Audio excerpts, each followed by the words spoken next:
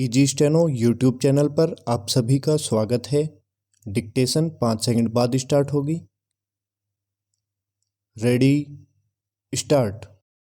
राज्यसभा में भाजपा सदस्य की ओर से निजी स्तर पर समान नागरिक संहिता विधेयक प्रस्तुत करने का जैसा विरोध हुआ, उसका औचित्य समझना कठिन है।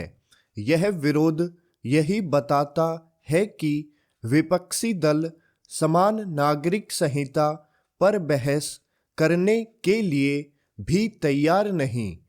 आखिर जिस समान नागरिक संहिता का उल्लेख संविधान के नीति निर्देशक तत्वों में है, उस पर संसद में बहस क्यों नहीं हो सकती, और वह भी तब जब निजी विधेयक पेश करने की एक परंपरा है। यह हास्यास्पद है कि कई विपक्षी सांसदों ने समान नागरिक संहिता विधेयक पेश करने की पहल को संविधान विरोधी बता दिया। इसे अंध विरोध और कुतर्क के अतिरिक्त और कुछ नहीं कहा जा सकता। यह ठीक है कि निजी विधेयक मुश्किल से ही कानून का रूप लेते हैं, और हाल के इतिहास में तो किसी भी ऐसे विधेयक को संसद की मंजूरी नहीं मिली है। लेकिन किसी भी सांसद को निजी स्तर पर विधेयक पेश करने का अधिकार है। जब ऐसे विधेयकों पर संसद में चर्चा होती है तो देश का ध्यान संबंधित विषय की ओर आकर्षित होता है, और उस पर विचार विमर्श की प्रक्रिया तेज होती है। यदि भाजपा सांसद किरोड़ीमल मीणा के निजी विधेयक के जरिए यह काम होता है तो इससे किसी को परेशानी क्यों होनी चाहिए। निजी स्तर पर पेश किए गए समान नागरिक संहिता विधेयक पर राज्यसभा में व्यापक बहस इसलिए होनी चाहिए क्योंकि कई राज्य सरकारें इस संहिता के निर्माण की दिशा में सक्रिय है।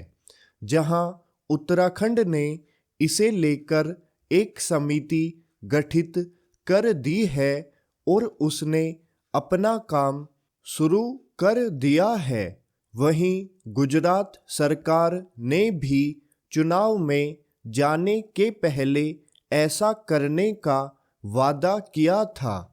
इसके अलावा मध्य प्रदेश सरकार ने भी समान नागरिक संहिता के निर्माण की आवश्यकता जताई है।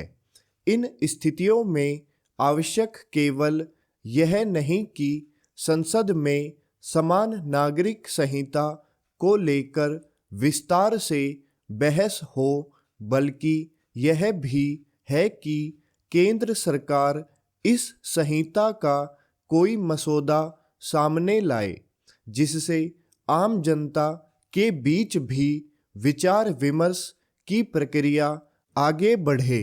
जब ऐसा होगा तो समान नागरिक संहिता को लेकर दुष्प्रचार की जो राजनीति हो रही है, उसकी काट करने में मदद मिलेगी।